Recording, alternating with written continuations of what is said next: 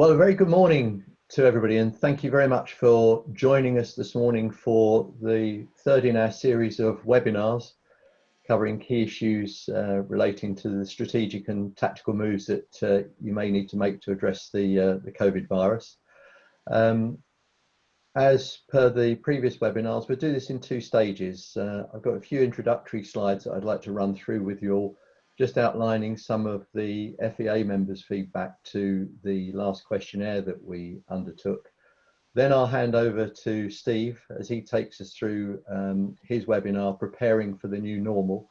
And if I may, to introduce Steve now, he's personally known to many, if not all of us, and I suspect it's the latter. After 45 years of engagement in the industry, he's a past chairman of CESA when we were under that name, and past president of FSEM, European Federation. He's got a sparkling career in business management with a number of leading brands within our industry, and we're grateful to him for his support this morning. He's very generous with his time to our industry and the work that we're undertaking. And I know from having seen his presentation, there's a lot of content in there that's going to be a great value. So thank you all for joining us. What I will do now is just start off the presentation, and hopefully you will see my slide in just a second. I mentioned there that we've been undertaking some research, and just to do the housekeeping, we will be recording this webinar, so you'll be able to refer back to it from the FEA website, and Adam's posting the detail on there later on today.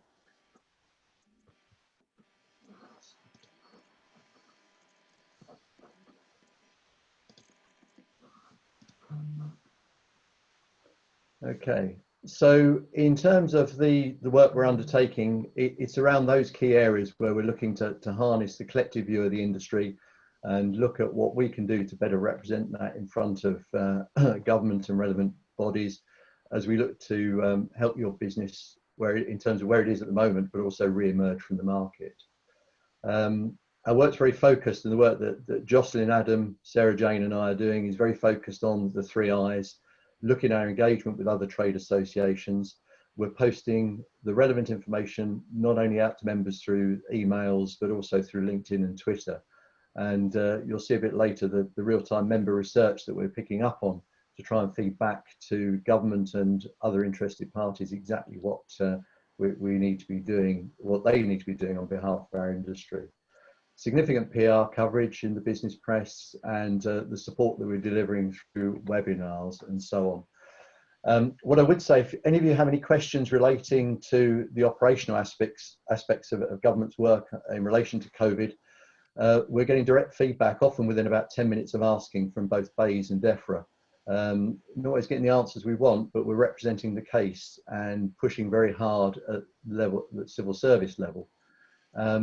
Politically, you will have seen that we had the lead story in most of the business press on Monday morning with the letter that we wrote to the Prime Minister requesting further and immediate action to support the supply chain for the reasons that are outlined in that letter.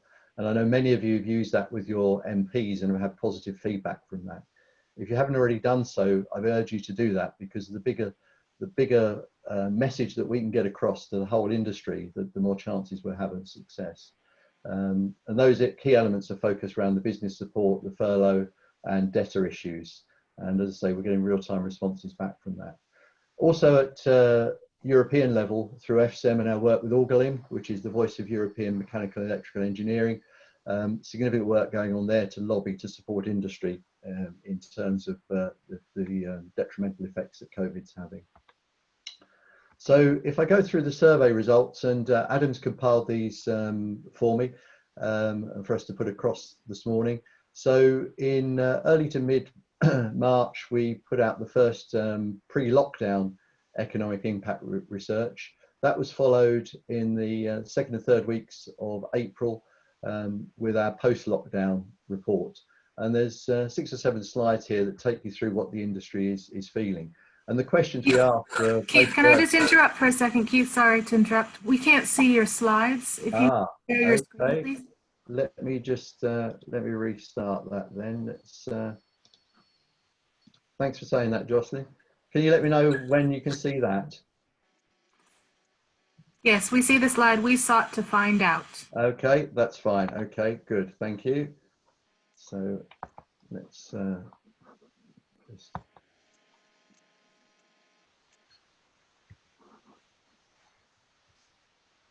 The only problem I've got is advancing it now. 1 second, let me stop the share and start again because I can't move that forward.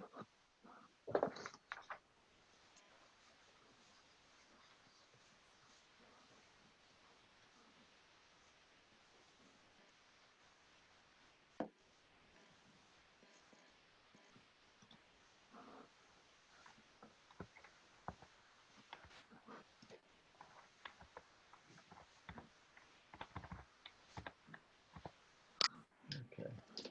So,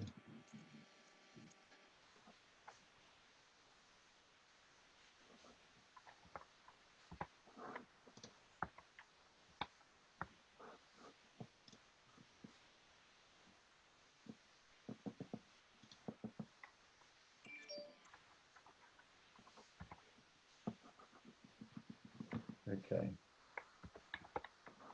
Sorry, I'm struggling to move this on. Let me just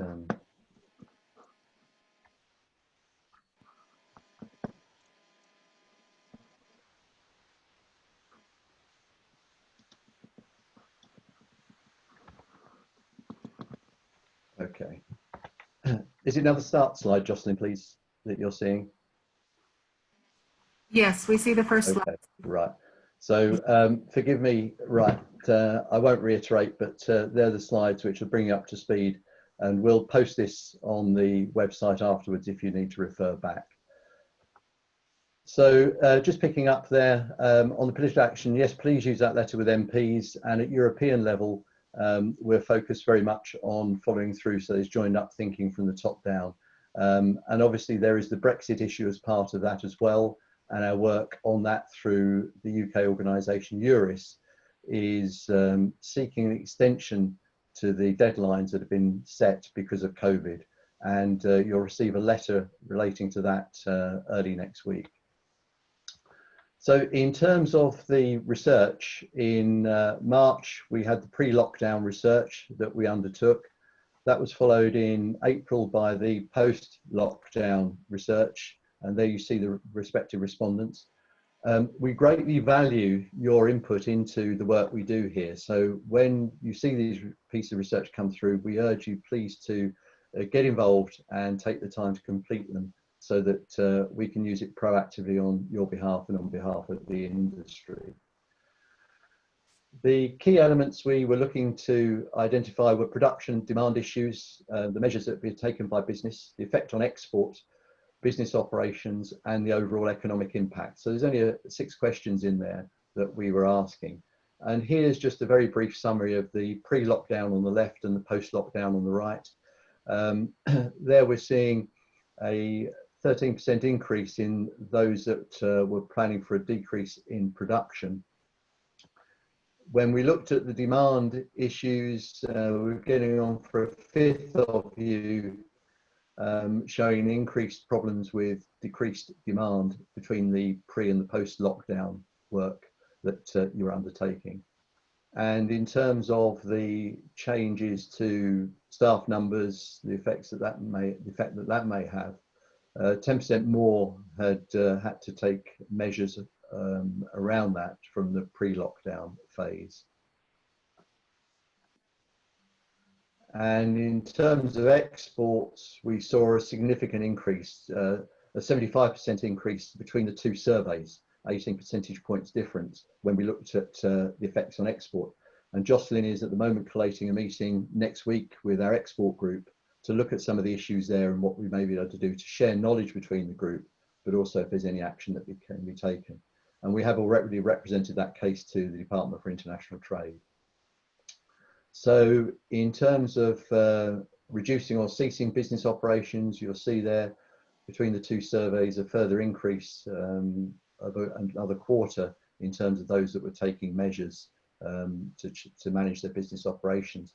And I think a lot of what Steve will be saying in a moment will relate back to that, those challenges and changes that you're needing to undertake and how you can effectively manage that.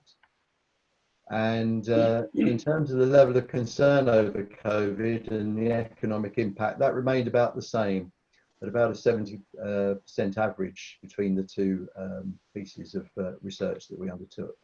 So there's a scoping of the outline. If we then look at just some of the anecdotal responses, so yes, furloughing staff as we probably expect, reducing business perhaps 2 days a week, distributors have closed and the problems that's causing. For the service community, the access to sites and visits reduced. And for many FEA members, we know that business is reduced by 90, or even 100% as a result of COVID. So catastrophic as far as the industry is concerned and the effects on our members in our industry. In terms of what we're delivering, and then I'll hand over to Steve, please keep looking at the website for the resources that we're putting there. That's under the information tab on the website. We're putting out a call at the moment for a recommissioning guide in anticipation of business picking up and the operator industry reopening. Please let us have your input for that. We're also developing and have a 16-week weekly forward order book reporting scheme through FEA Stats. If you want to be on board with that to track what the industry overall is doing, then please talk to Sarah Jane or email her to register your interest. The costs are there, and what it will do is enable you to track what the industry is doing against what your own business is doing. As a FEA Stats scheme, entirely confidential, and only aggregated information gets reported. Nobody else sees your individual information, and that's administered by the BEMA statistics administrator. We've got a full webinar schedule set up. There's, you may have seen next week from Specify, it's their webinar, but we're participating in that, and industry leaders are giving their views of COVID and the effect it's having. As FEA webinars for you as members, we've got Mark Peacock, the price coach, looking at the issues of pricing product in what the new world is, and urge you to add that to your diaries when the call comes out for that. That again will be another very strong webinar that we're putting across. And then later on in May with Carl Kruger looking at data, and there are significant issues the way data is moving around, and it looks at the provisions that you as business managers need to make within your business to ensure you're safeguarding and protecting your business from all of that.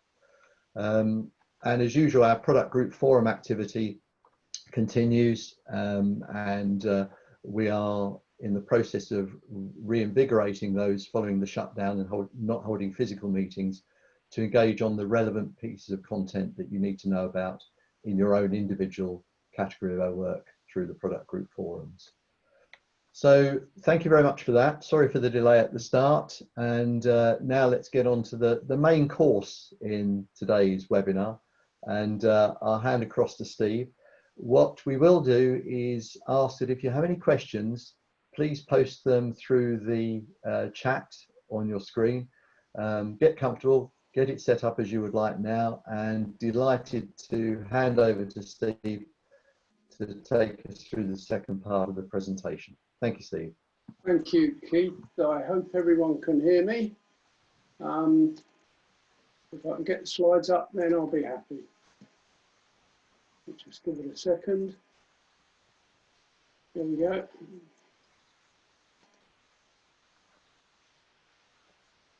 Okay, can everybody hear me? Keith, can you hear that? I can hear you and see you. Perfectly, good. Okay, let's see if I can get this onto slideshow. Yeah, there we go. That's perfect. So good morning, everybody, and thank you, Keith, for the introduction, and thanks to Keith and FEA, and I have to say the rest of the team as well for guiding me through the technical issues that I faced here. Any of you that know me well know that this technical side of it isn't necessarily what I'm best at, but still. Here we go, preparing for the new normal. I've got about 12 slides or so here, and I want to go through them at a canter, not a gallop, so everybody can can keep up and make sure that you extract as much as you can from the information. And as Keith said, if there's slides, if there's questions, we can keep those for the end. That would be great. Now, I'm not going to read all this out to you because you can all read for yourself, and I'll just pull out a couple of things from here as you go through these 4 or 5 paragraphs. But I think the key thing about our industry is that we all know is it's about diversity and size.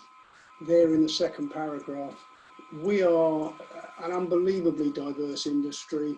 We've got large, we've got small, we've got owner-operator type industries, we've got prime importers, manufacturers, etc., etc., etc. And of course, we've all got to where we are today in a different timeline. I don't know where you are in terms of your financial year, obviously, but wherever you are, it's not looking good, is it?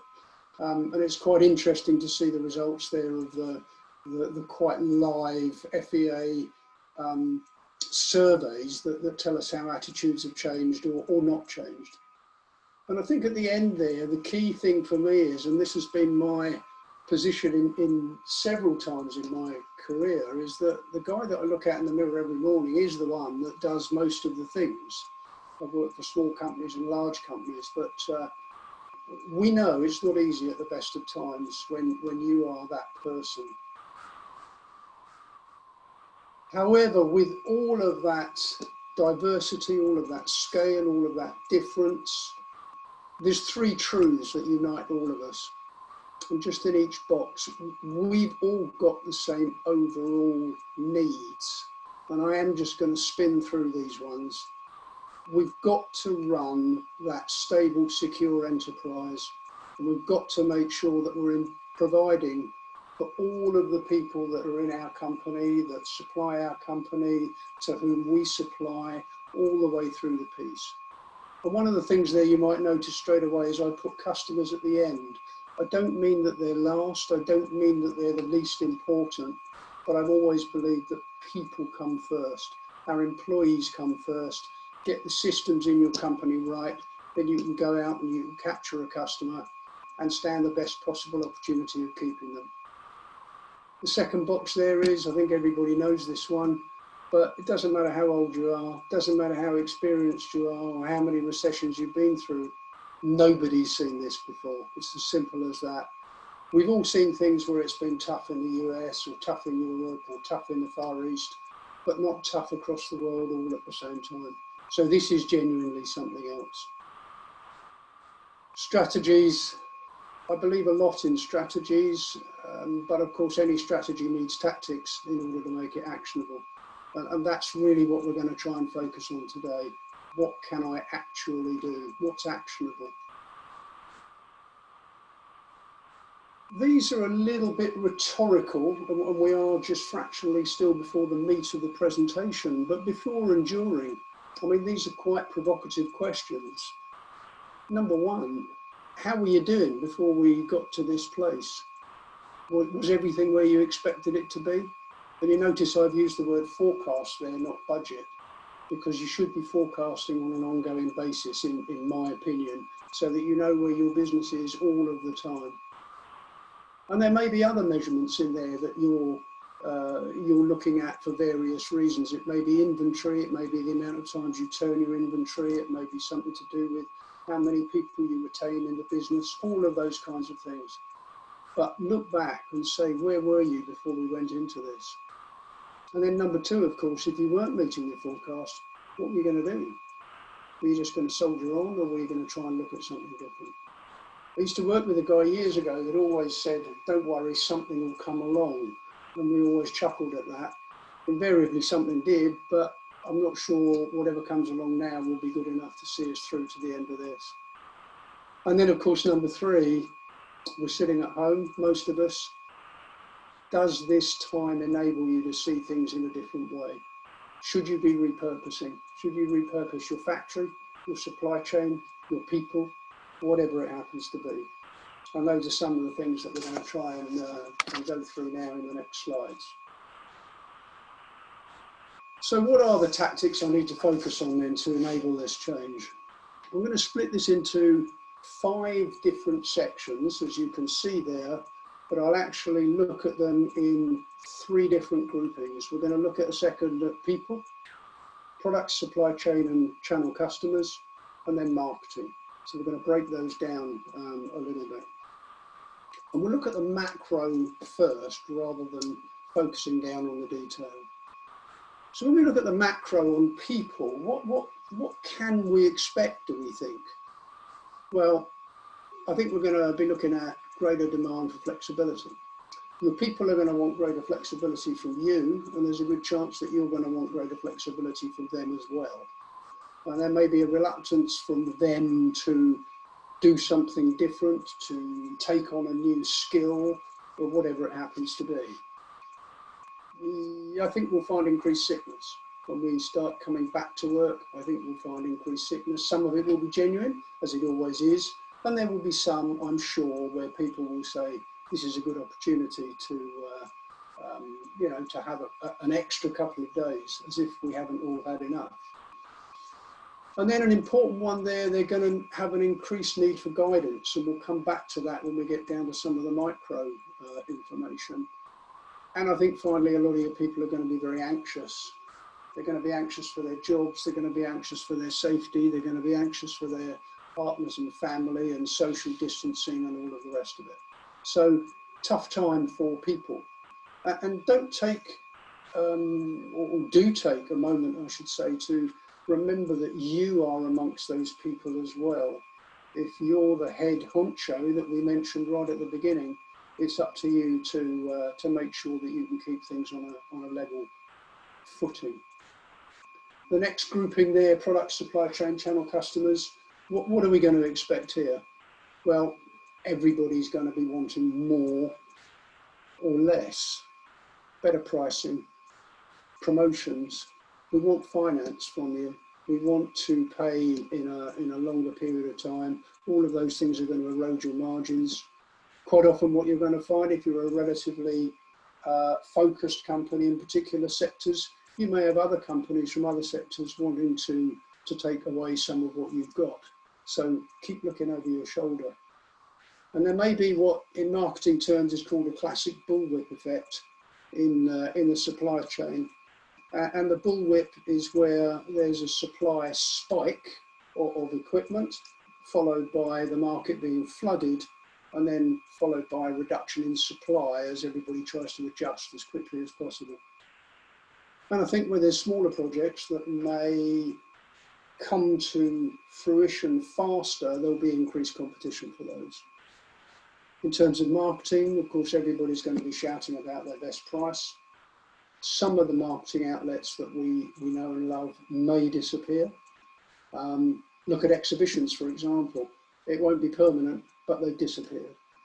And there'll be, I think, a greater emphasis on earned communications. And we'll come back to that a little bit later on when we come to the micro as well.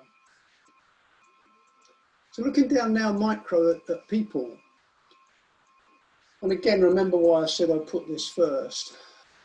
Have you got the right people in the organisation, and are they in the right place? I think today and tomorrow versus yesterday, as if it wasn't true then, but even more so, it's going to be about speed, agility. How can you cooperate with other people across the value chain? And then understanding what all of this means for you as you go forward. And it'll be subtly different for all of us. Can your people succeed in this new environment that you're going to have to carve out for them? Can they swap seats at a moment's notice? The guy that was focusing on spare parts, can he swap very quickly to giving customer support on equipment or technical? Can he jump seats? Can she jump seats? Can they jump seats at a moment's notice?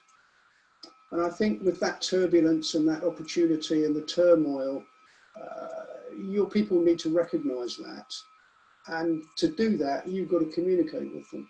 So make sure that you are communicating with them daily if possible, but on a regular basis. And as we get back to some level of normality, make sure that they understand what's expected of them. Of course, you've got to be realistic. You can't just say to someone, right, I want you to now do a different job or an extra job or a special job. You've got to use your HR capabilities. If you don't have any in-house, I really genuinely, going forward in this difficult time, encourage you to find some proper legal HR support. And there are a number of companies out there that you don't need to take someone on staff. They can help you. You can get telephone support. You can get visits. And I've got some names of people if you want them. This is not time for me to do an advert, but if anybody wants help, I can provide it. But in amongst all of that, people need role descriptions. They need to know what's expected of them. They're going to expect to be appraised and measured. How are you going to pay them going forward? How are you going to incentivize them going forward? If you're trying to just make the company survive, how do you do those things? And to make sure you've got the right skill sets available, can you train people, as we said previously, to take on those new skills? If you can't, can you take on new hires? Are those new hires there? Can you afford the new hires? How can you do it? Key message out of that box, I think, is the last message there. Communicate with them. Very, very important. And so it makes sense to say, help them to help you. Lots of your people will have been furloughed. Some have been working from home quite successfully, probably for a long period of time. And you may have been resistant to flexible working before. If someone came to you last year and said, I'd like to work 1 day a week at home or whatever, you may have been resistant to that. But we've shown to a lesser or greater degree that it works. So your employees will at least expect it to remain on the table. I'm not saying you have to give it to them, but keep it on the table. Communicate with them. I think you get the key message out of that slide. Products now, obviously a very difficult one, and this is one of the ones that may be more outside of your control, but you have to find a way to impact. Many people in your customers will have been furloughed. Their people will have been furloughed. Look at the chefs and the kitchen staff and the front of house and so on and so forth. They've either been furloughed, lost their job, taken pay cuts. What effect is that going to have on your customers, the people to whom you sell products? And that may be the dealer, if you've got a third-party channel. It may be the end user. I'm making no judgment about that. And that's assuming that the companies are still there at all. We have very, very sadly seen a lot of the ones that are just not going to be with us when this comes out. We talked about bullwhip a moment ago. Are you ready for a surplus of supply before that surplus of demand? I think the surplus of demand has been pushed a pretty long way down the pike, but the surplus of supply is probably there right now. I'm seeing things on social media from manufacturers who are very proudly saying, we're still working, we're still manufacturing. Where's the equipment going? There can't be many places in the world where it's being sent. So it's probably being stopped. So that stock will be looking to be distributed quite quickly. So your supplier might be considering their options. Of course, if you're the manufacturer, it's a different scenario. But if you're a prime importer or a distributor, that's where I'm looking at that kind of scenario. And then finally, how can you alter your product mix to respond to the market? You might have a pretty wide catalogue, but you might need a wider catalogue to appeal to the new market, something that might appeal more to a takeaway or delivery market, something that might be less space intensive, something that might be more versatile. I don't know. So you might need a wider catalogue, you might need a more compact catalogue to capitalise on a shifting market. And that's something where I think you've got to be pretty brutal about what you have as a supplier or a manufacturer to satisfy the market. Bearing in mind we don't yet necessarily know what that market is going to be or what it's going to look like. Supply chain, right there in the middle of all of that lot that we looked at on the macros. Are you operating in a silo? So do you see your job as bringing equipment in and then selling it to a dealer? Or if you're the dealer, do you see your job as picking up the product or having the product from your supplier delivered directly to site and then someone else installs it? I don't know. What of those processes can you help to smooth out? What is there that can be contiguous that delights everybody through the way? And by contiguous, what I mean is with no joints. Something where the customer might sit back and say, that was a fantastic operation. You might not see, like the duck that various people have been paddling like crazy below the waters. What he wants to see is a smooth delivery. And one thing I learned from a company I worked for, we had a very large customer in retail, and they would occasionally pull in lots and lots of different people from different disciplines and different companies and just focus on a project and ask the question, what does good look like? And it's quite interesting when you stand up and say, as a supplier, this is what good looks like to me. I want to have the site ready. I want to have the installation engineers there on time. But then when you talk to the installation engineers, what looks good to them is something that's quite different. And if you can manage some kind of process like that, you should be able to delight your user, as I say there, reduce costs, hopefully. Even if you increase costs slightly short term, you should be able to create loyalty. But it's about raising that performance bar, looking outside of your own tent and seeing what you can do. You may have thought before that you were buying pretty well. Good price, decent lead times, volumes per order or per annum. You were or you weren't getting marketing support, decent warranty, etc., etc. You can read all those for yourself. But don't forget what we said in the previous slide. If the manufacturer's got product in stock that he wants to move, and he wants to move it now, and he wants to sell you on a price of 10 at a time, buy 5. Get him to help you with logistics. Get him to help you with transport. All of those things. These are times to be bold, I think, because your customers will be bold with you. And of course, what does your supplier think about you? Are you doing everything that he expects? Are you giving them the support that they think they need? Remember, they're in the same boat as you, maybe worse, because they may be a listed company. They might have shareholders that are banging on the door saying to them, right, I want my dividend, I want to see the share price going up, and so on.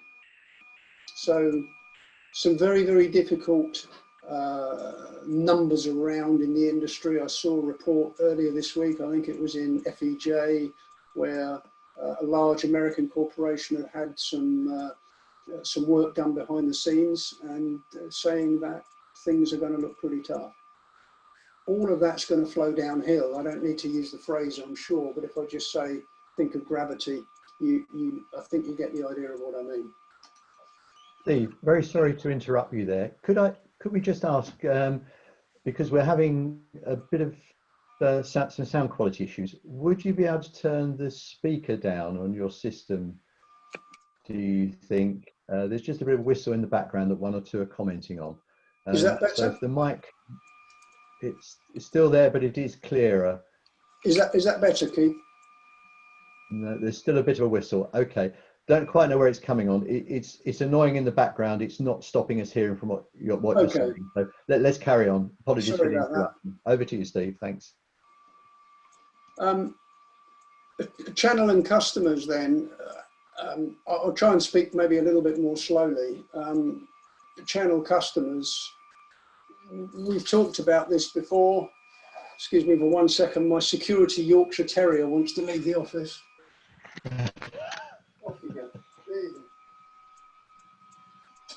I wondered if you might hear a rumbling noise earlier, and that was him snoring. Anyway, no matter how you get to market, direct, third party, doesn't matter. We've talked in the last moment or two about those contiguous methods of getting product to market. But who have you got your relationships with, and who do you interact with? Can you alter your channel mix quickly enough?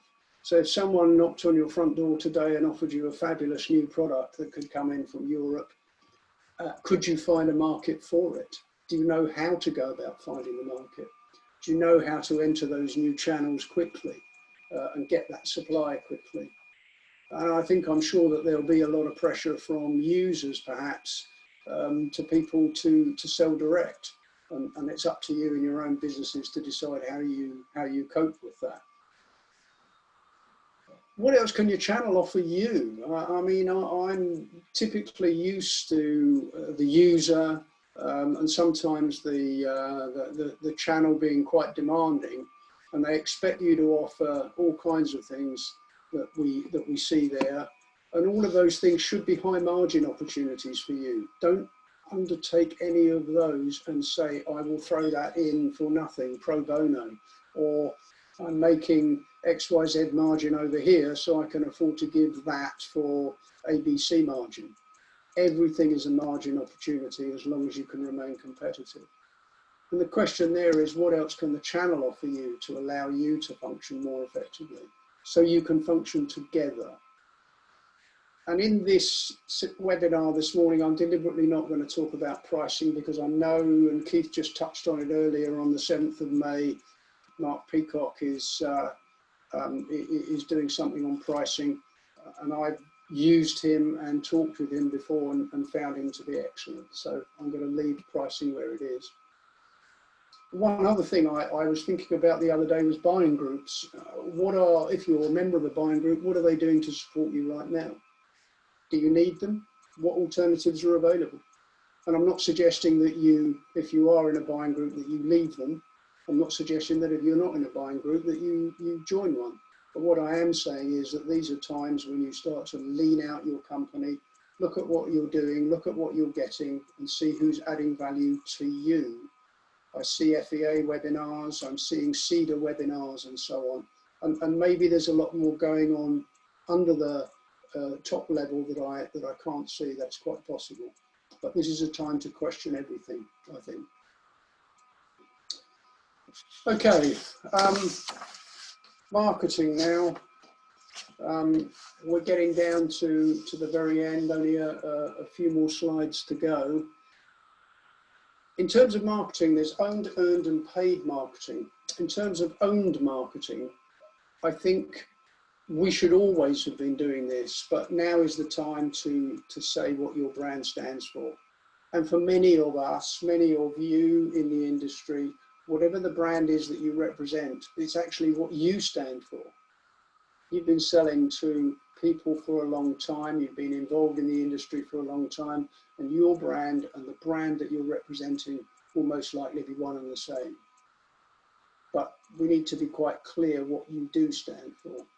And if you do stand for something new and slightly different, something more flexible, something more innovative, something faster, then you need to start telling people that so they know. So make sure that your website, all your social media channels and your email comms are ready. If you're not already pumping those out, make sure they're ready to go when we come out of this. That's what you own. If I look then at the earned PR or the earned marketing, you've got relationships with PR, with magazines, other partners and end users to market your company. How can you be using those now? How can you be talking about them using the information that they have about you and information that you feed them to best advantage? A lot of our customers and a lot of us are sitting at home working, but reading and looking at social media. And so the more that things pop up, and the more that they pop up sometimes from a third party who may represent it in a slightly different way to the way that we would do it ourselves, the more value it can be. Paid. Well, in strict marketing terms, this is an absolute given, but people that continue to spend money no matter what are always the ones that come out of any crisis the strongest. So if you can, try and take paid placements, but place them in the right way and in the right places and in the right situations and scenarios. All three of those messages must follow. one of the other things I made a few notes about this morning was about all of this marketing. And someone said to me the other day, yes, it's fine that you say this, but how do I know what my customer's thinking? How do I know what my customer's reading? And I think, and I've jotted some names down here, so excuse me if I look away from the screen, but and this is not a complete list, and I'm not getting anything for reading out these names. They're just names that came to me this morning. I've talked about FEA, I've talked about CEDA, I think of Craft Guild of Chefs, which are all very involved in the industry. But I follow people like Simon Stenning, Peter Backman, UK Hospitality, Peter Martin, the New Hospitality Union, people like exhibition organisers, as well as all of the people, the publishers, Caterer Magazine, the show organisers, FEJ, Foodservice Equipment Journal, Catering Insight, that's there for us every day. And all of the publishers and trade magazines, the Dewberry Red Points, the H2O Publishings, the Diversifieds, and all of those people, they are communicating with the entire industry all of the time. Follow them, look at what they're doing, see what their message is, and see to whom they're speaking. Very important.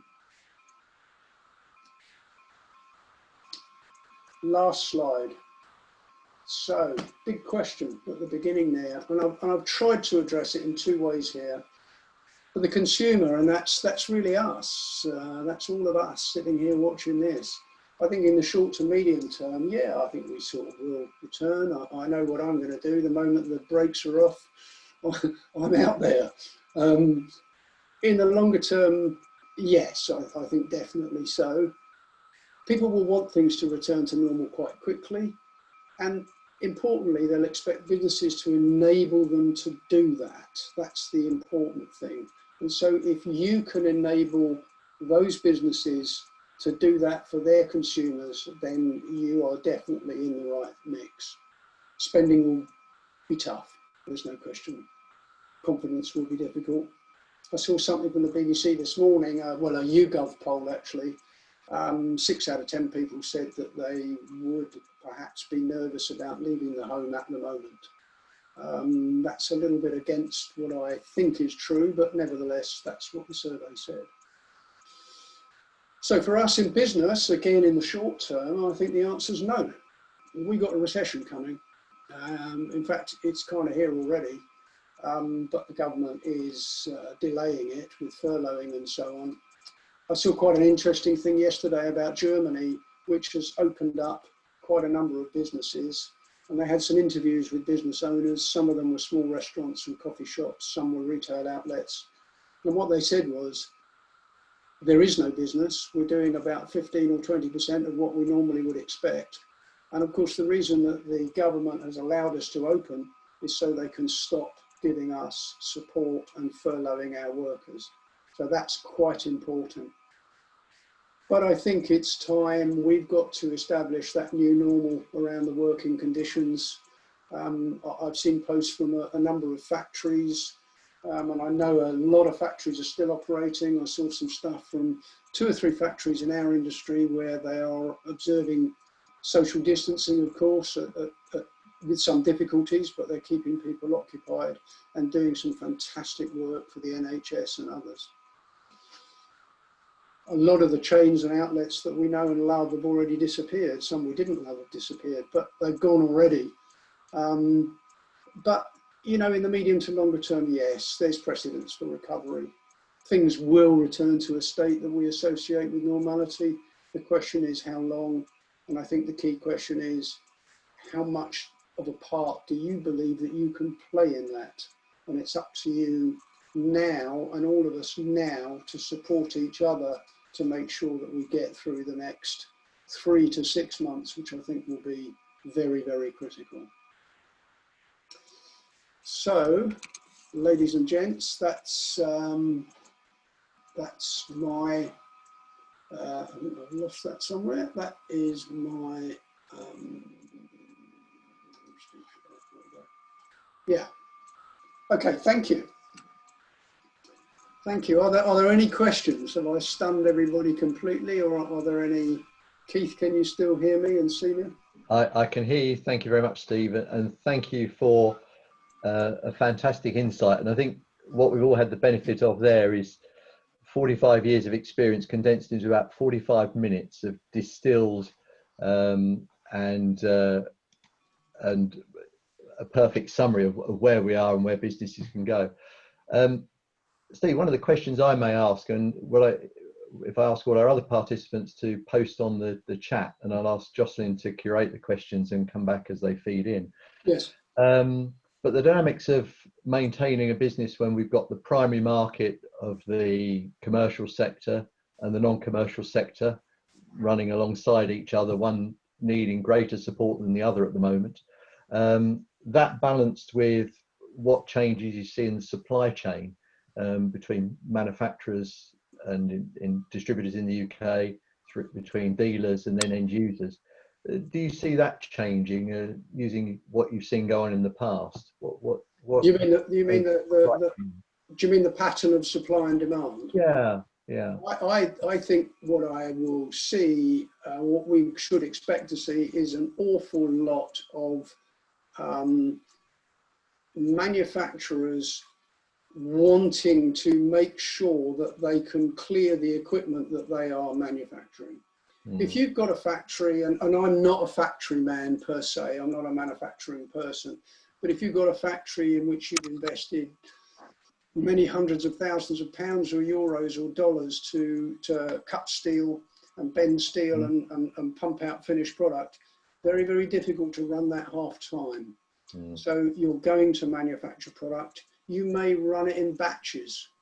If you were manufacturing, I don't know, a size 1 and 2 and 3, and you were running them all alongside each other, you might now say, right, I'm going to run 50 number 1s, 50 number 2s and 50 number 3s. So I think the supply chain may be flooded, as I said earlier, with that bullwhip effect that I talked about.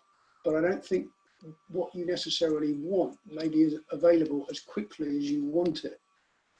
And if you're an existing purchaser from a manufacturer, and they say to you, right, we've got 25 of these, and you say, I don't want 25, I want 3, they may well say, yes, but you're our sole distributor, so we want you to take 25. Now, that's something that you've all got to work out for yourselves. I know when I worked for companies and I was owned by a much, much larger corporation, they always said, tough luck, take it.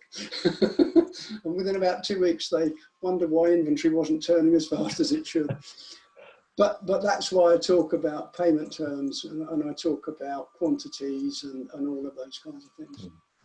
Does that answer the question? Yeah, no, it does. Thank you very much for that.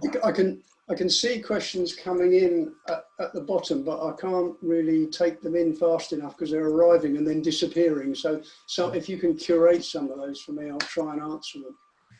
Hi, Steve. We have the first question from Ben Dale. He has 2 questions. I'll ask the first one, which is, hi, Steve. You're saying that the next 3 to 6 months will be critical. Yes. Where are these numbers being plucked from? Just say the last bit again, Jocelyn. Where are these numbers being plucked from? Oh, well, where are they coming from? Yes. I've got no firm data. I've got nothing written down, Ben. Morning, by the way. I've got nothing written down that tells me that that's a fact. It's just the way I can see things. I think that within the next 6 months, what I read is that there should be, we'll be through the testing piece by then. That's number 1.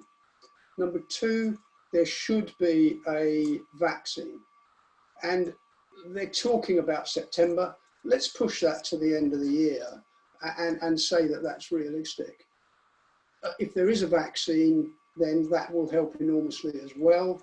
I think if we don't have a second spike, once we get out of lockdown, people will rush out to their coffee shops, I think, will be the first, the smaller purchases.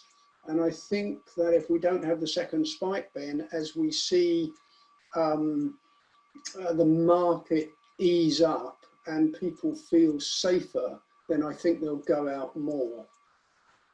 Will people be able to, will our users be able to buy equipment the way they were before? I don't know. I can see the same things that everybody else sees. I see KFC's opening. I see, you know, Burger King's opening. I see McDonald's opening.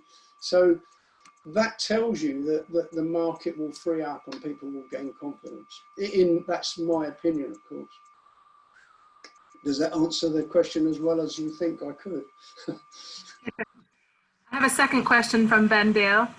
Ben's not allowed 2 questions. Well, he's the first one in, so there are questions after this. There appears to be a lot of noise about conduct of the larger and larger end user chains not paying for goods and services already received. Do you expect the supply chain to remember this in the medium term and be less willing to accept unreasonable demands regarding margin and terms? I think that's a great question. I was going to use a word then, but I won't. I think that's a great question. And let's be honest, the parallel to me, I think, is that in the past where we had seen parts of a supply chain fall down, for example, everybody's quick to say, well, we're not supplying them again, but pretty quickly they do. And one of the reasons why they do that is because they think they either trust one or other of the personalities in the business. That's number one. Or possibly number two, it's about supply and demand. Someone has a demand, so you're going to give a supply. If I was sitting in your seat, Ben, I would be trying to take a midway path between the two. If we hunt back a half a dozen slides and think of where we talk about adding value, we talk about contiguous chains, we talk about, quite honestly, saying to your supplier, I need a little bit more comfort here. I need some stage payments. I need perhaps a bit of an old-fashioned term now these days, but a letter of intent that tells me I will be your number 1 supplier and your number 2 supplier and your number 3 supplier. You know, I think these chains, and we've seen some very, very large companies, one on the user side, certainly one on the supply side, which was perhaps a little surprising. I think that they've got a job of work to do to get people's confidence back. I mean, there was I was going to make a comment then, but I won't. Discretion being the better part of valor. Thank you, Steve. We have 4 more questions at the minute. The next one comes from Justin Cadbury at Synergy Grill. Yes, hello, Justin. What 3 factors will restaurant owners identify when buying equipment? Will they look more at the supplier or the dealer for the latest technology? So in the future, is the restaurant owner more likely to want to buy from the manufacturer or the dealer? Is that the question? It seems that way. Justin, I would suggest 2 things to that. I would suggest, number 1, the customer is going to spend perhaps a little bit of time trying to find the right piece of equipment that he wants to satisfy his demand. I think he's then going to want to try and buy that from wherever he can get it at the best price. And I think in one of the slides back there, what I said was, it doesn't really matter at the moment whether you supply direct or whether you supply through a third party. I think it behooves all of us to make sure that what we're doing is giving the user what he wants at the kind of price, not that he wants to pay, but the kind of price that makes sense for us to engage with him or her, of course. And that will be contingent upon guarantee of supply and payment terms and all of those kinds of things. I think the user will... Sorry, Steve. Justin has now changed his question slightly just to clarify. He says, not so much the buying, more the technology advice. Technology advice? Yes. Okay, I think you'll go to look more to the supplier or the dealer for the latest technology. Oh, well, for the latest technology, I think he would look to the manufacturer in terms of a piece of equipment. But if we cast our mind back just a short week ago, and I can't believe it was a whole week ago actually, that we were sitting here listening to Mr. Shine, and I don't know if Julian's on the call here today, but Julian, what Julian offers, what Shine offers, is technology, but it's not a piece of technology necessarily where you flip a button or you save energy or whatever. What Julian's offering is technology and a way to get a project finished on time, in time, at the best price, and so on and so forth. So I think it's up to us, as I was saying earlier, to create this value chain to make sure that if you've got a piece of equipment or pieces of equipment, how do you get them to the customer in the best possible way? And I would encourage us all to try and think as widely as we can. So, you know, great question, Mr. C. Thank you very much. And I think it's up to all of those kinds of things. Thank you, Steve. The next question is from Martin Drake from Binley Drake. If you were developing new products to launch in 9 or 12 months' time, what would be your main considerations? That's a good question. I would suggest 3 things. Number one, I don't think that we can, either as a nation or a world or a planet, now give up any commitment we've made to sustainability and longer term reduction of, let's just call them greenhouse gases for want of a better description. So I think that technology must be geared in that direction. That must underlie everything. Number 2, 6 to 12 months, I think it's got to be cost effective. I think it's got to be manufactured at the right price. It's got to be able to be got to the user at the right price.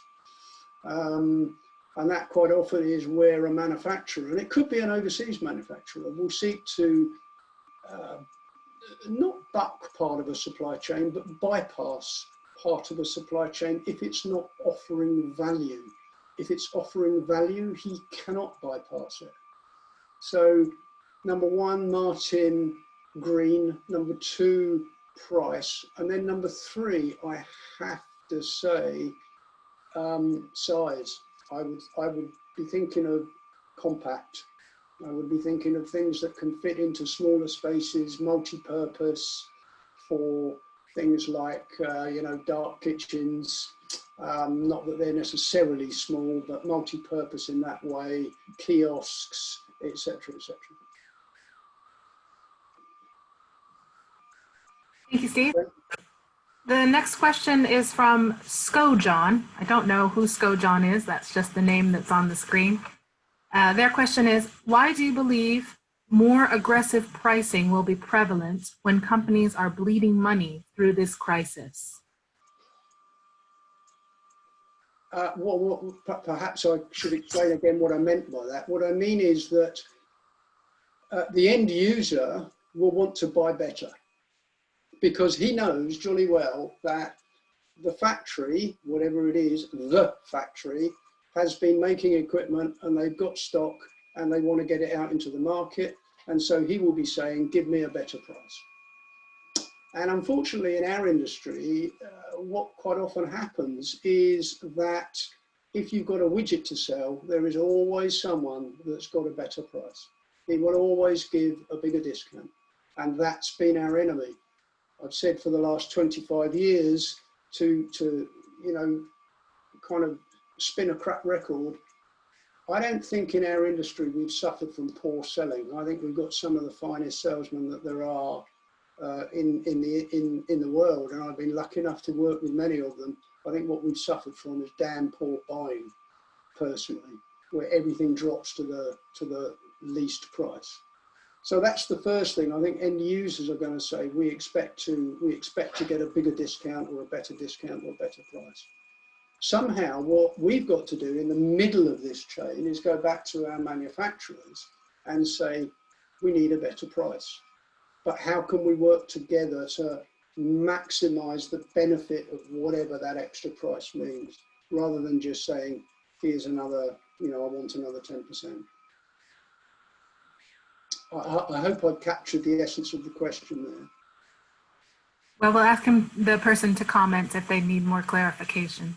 Okay. The next question is from Anthony. Apologies, I don't know where Anthony is from.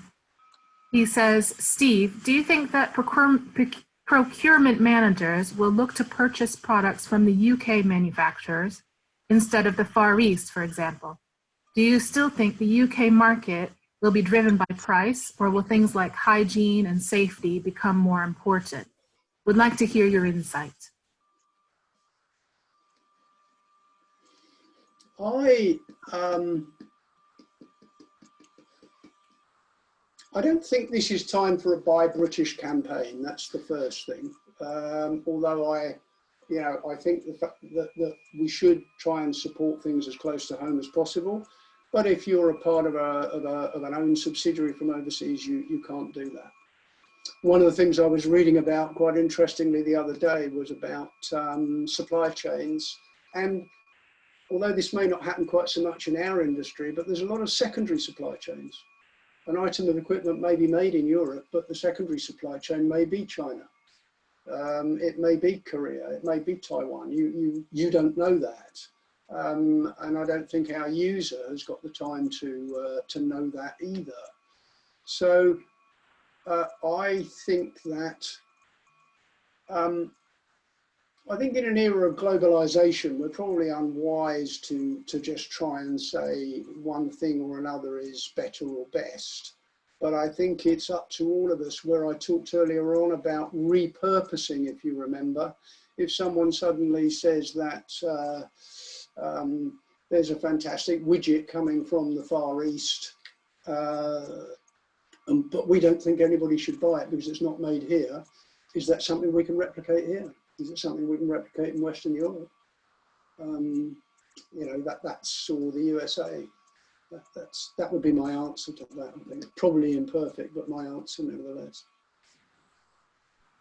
Thank you, Steve. That was Anthony from Track Systems. Okay. You know where he's from. Next question is from Simon Frost, who you may know.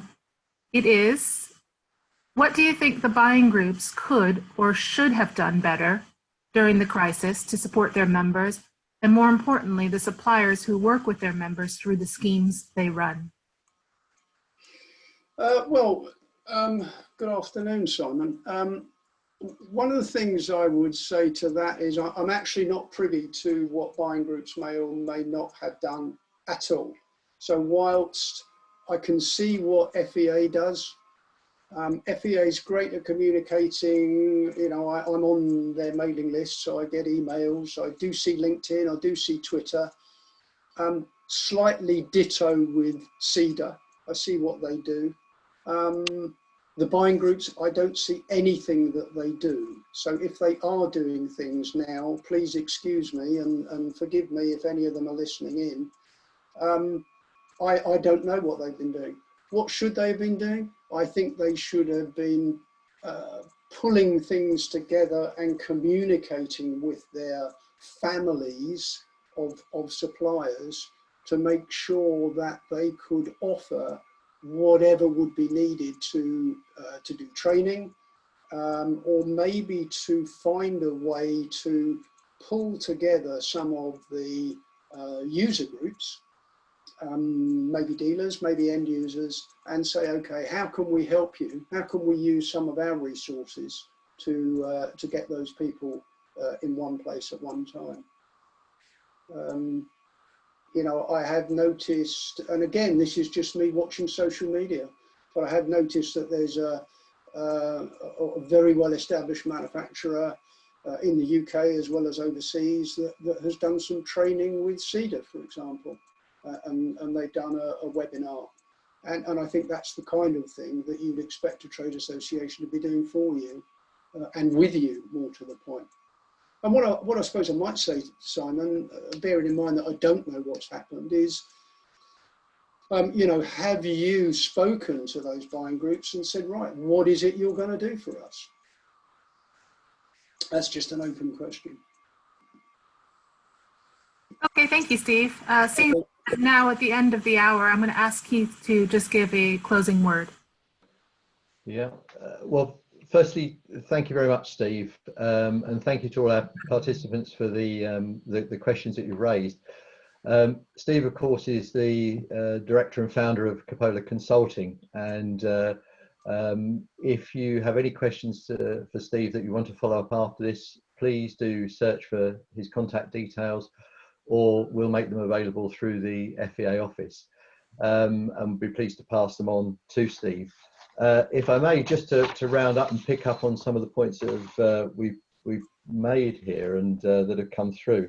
I think one of the key elements is the gap in the supply chain, and I think gaps in a supply chain give evidence that there isn't a value chain. And I think this is significant work that the FEA can undertake in terms of what we're looking to do to develop those links between all of the constituent parts to make for some joined up thinking, joined up buying, and dare I say even joined up purchasing, because I think one of the gaps that has been evident throughout the last 5 weeks is the pressure operators put on the dealer network, the pressure that dealers put on the suppliers, the equipment suppliers, and it's those gaps that have been exposed. And I think certainly picking up your point, Steve, in terms of the way buying operates in this market, I've had a couple of members come to me suggesting that there may be an opportunity to tighten that up through some sort of bonded transaction. I put that out there as a general comment because I'd welcome the feedback in to the centre here, so we can perhaps coordinate a small group over the next week or two to look at what the issues are and perhaps what some of the solutions may be or what the options may be for managing that. Because I think, as we all know, cash is king at the moment, and managing that supply chain is going to be important.